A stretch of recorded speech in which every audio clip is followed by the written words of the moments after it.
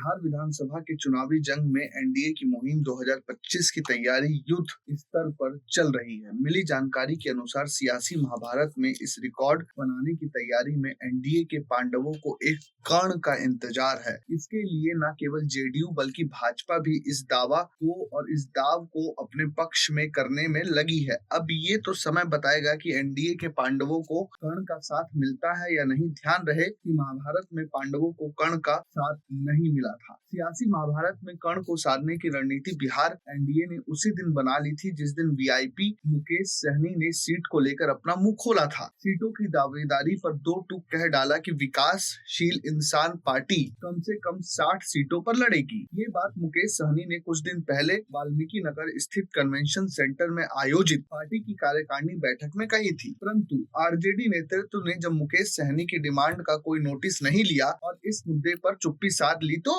BJP ने इसको अपने लिए मौका बना लिया। उसके बाद मुकेश सहनी ने अपनी नाराजगी का पार्ट 2 शुरू किया। इसके बाद आरजेडी के इफ्तार से दूरी बना ली। वीआईपी ने अपनी इफ्तार पार्टी अलग, आरजेडी ने वीआईपी के इस कार्यक्रम को नोटिस नहीं लिया। दोनों के बीच दूरी बनी हुई है। आगामी विधानसभा चुनाव की बात करें तो भाजपा का फोकस एरिया उत्तर बिहार और खासकर सीमांचल है। उत्तर बिहार के कई विधानसभा क्षेत्र ऐसे हैं जहां मल्ला वोट जीत के लिए ट्रम्प कार्ड साबित होते रहे हैं। एनडीए इस जीत की आश्वस्ति का भाव मुकेश सहनी को साथ लेकर करना चाहती है। अजय निषाद के कांग्रेस में जाने के बाद एक कमी एनडीए को उत्तर बिहार में खलती भी है। मिली जानकारी के अनुसार मुकेश सहनी को साथ लेने के लिए सभी सहयोगी पार्टी भी सहयोग का मन बना चुकी है। अगर ऐसा हुआ तो एनडीए के बीच सीट बंटवारे की नई सूरत दिखेगी। उसके बाद वीआईपी को भी सम्मानित सीट दिया जाएगा। मिली जानकारी के अनुसार जेडीयू बीजेपी लोजपा आर यानी रामविलास वाली, जिसका नेतृत्व चिराग पासवान कर रहे हैं, हम और राष्ट्रीय लोक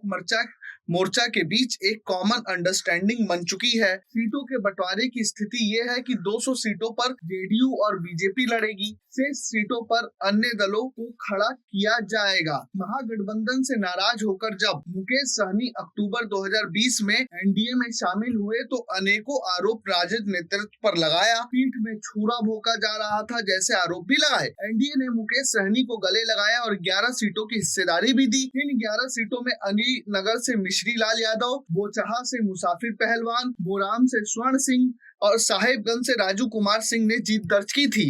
इन 3 विधायकों के शामिल होने से तब भाजपा की सीटें 74 से बढ़कर 77 हो गई थी। Bureau report, प्रजाहित।